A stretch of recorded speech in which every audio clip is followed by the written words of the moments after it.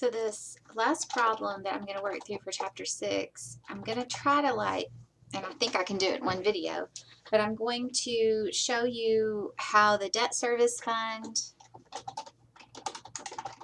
didn't start out well, the capital projects fund,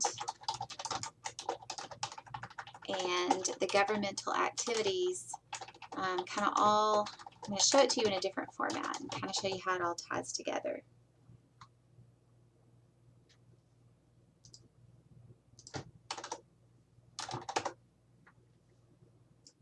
Okay, sorry, I had to take a call. So back to this. So we're going to look at this again kind of in a different format and see if this helps you understand the way it all works together. So we're going to start off on this one with a 2020 budget for a serial debt service fund, and we have sales tax expected to be $350,000 in 2020. And the only appropriation is expected to be 6 months of interest on a serial bond. And so all of this, I should give you the scenario here. So we have a town and they have a $5 million renovation. We're going to finance it with a $2.5 million 5% bond, and $1.5 million from a state grant, and $1 million from the general fund. Oh, I put that wrong, sorry. 5 million, not 50 million. Okay, so this is the information that we need to work through these journal entries. And so we're starting out to record the 2020 budget, and we have an estimated sales tax of $350,000.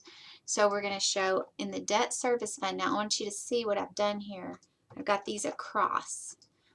Before I've kind of shown them going down, and this time I want to show them going across so you can kind of see, hopefully, just kind of a different way to look at it. So we've got estimated revenues, appropriations, and then we have a budgetary fund balance. And this is $350,000 of sales tax expected. Where is it? Expected in 2020. Okay. So it's just kind of my notes. So we've got our estimated revenues here, appropriations here, 62.5, and then the difference is the 287,500.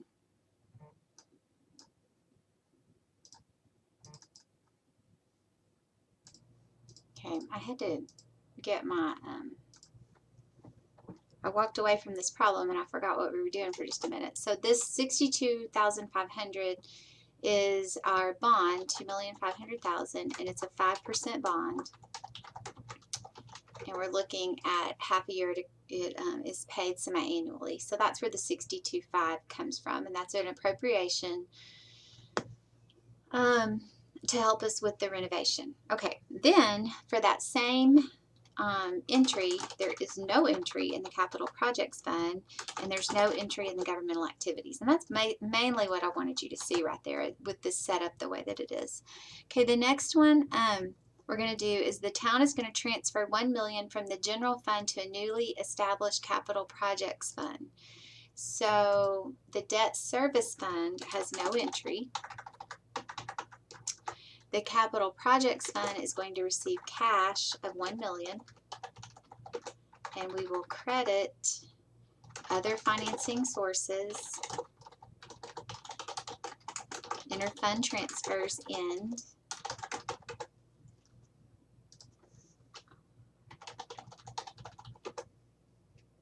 and then in governmental activities there's no entry.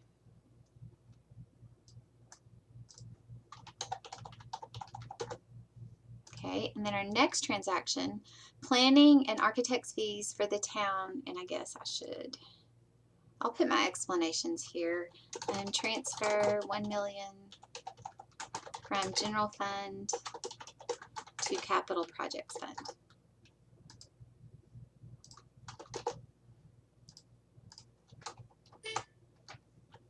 And you can follow along in your book as well. This is exercise 625. I just can't label that in our YouTube videos, but it's in the book. So then we have planning and architect's fees for the town hall renovation were paid. So the debt service fund has no entry. The capital projects fund has construction expenditure.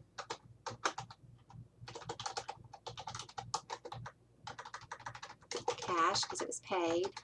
And then our governmental activities has what's called construction work in progress and cash. And these are the same amount, 200,000. So that's a new one for us, the construction in progress. Again, you've seen that in financial accounting, but I think this is the first time we've seen it in governmental. Okay, then we're going to go, the town hall renovation construction contract is awarded to a local contractor for $4.5 million. So in the debt service fund, again, we have no entry. In the capital projects fund, and we saw this in chapter 5, we have an encumbrance, and then we have an encumbrance outstanding.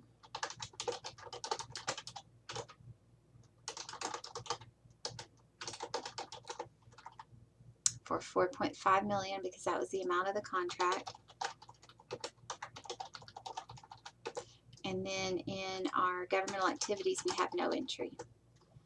Okay, the next transaction, we have the town issued the serial bonds with a face value of $2.5 million. So I'm going to go down here.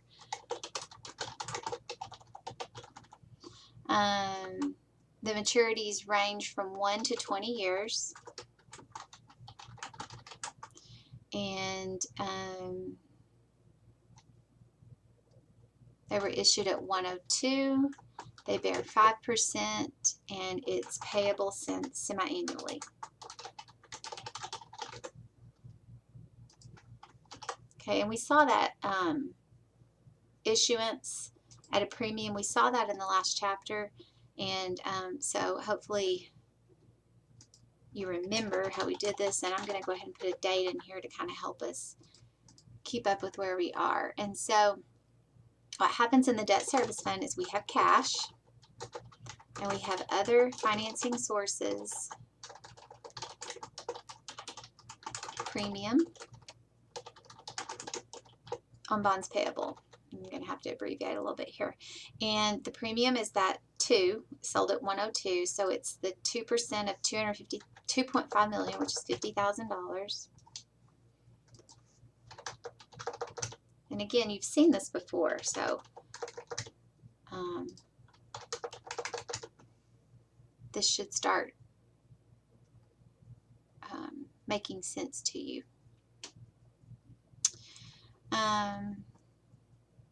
And then we have premiums on bond issues must be deposited directly in the debt service fund and are restricted for debt service. And so what we also have to do here, I'm going to go ahead and move this down because this is all part of this entry. So I want you to kind of see how it doubles up here. We have estimated other financing source, premium on bonds payable, and then budgetary fund balance. And if you remember, when we did this in the last chapter, we were doing these entries, and then I hope it all kind of came together for you when we did the balance sheet, how moving this around and doing these entries works. Okay, so we've got that there. So for the same, in the capital projects fund, we have cash, and we have other financing sources, proceeds, bond, and that's 2.5 million.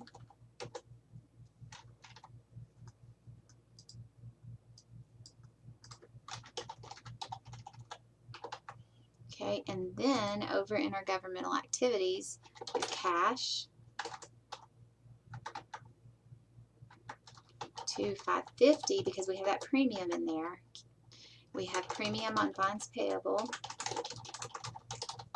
50,000, and then we have bonds payable, 2.5 million. So they sold the bonds, but they sold them at a premium. So instead of selling them at the face amount of 2.5, they sold them at a premium of 102. So they sold them for $2,550,000, but they only have to pay back the 2.5 million. Again, if you've had bonds before, that's a pretty easy concept for you. And if you haven't, it's brand new and it's very confusing. So go back and review that in the chapter if you still are having trouble with that.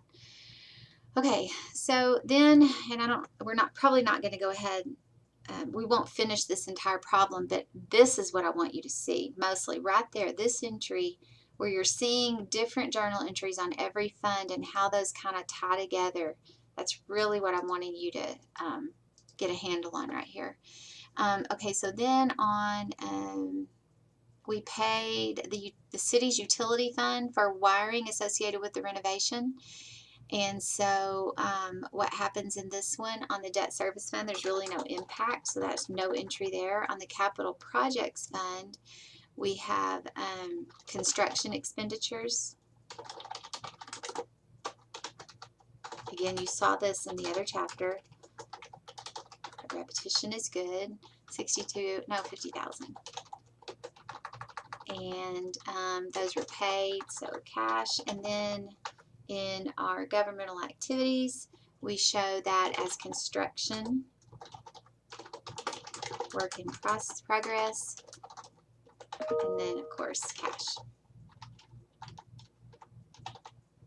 I completely messed that one up. Okay, 50,000. All right.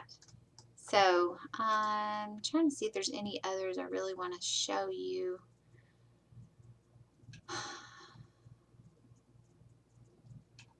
That's really the big thing, is seeing this. Now, keep in mind at the back of your book, there are comprehensive, or back of the chapter, there are comprehensive problems, and you're going to have to go look at those to see what these journal entries look like. It's just like when you were learning financial accounting and you had a sale of inventory and you couldn't remember what the journal entry was. You had to go look, and eventually you could remember.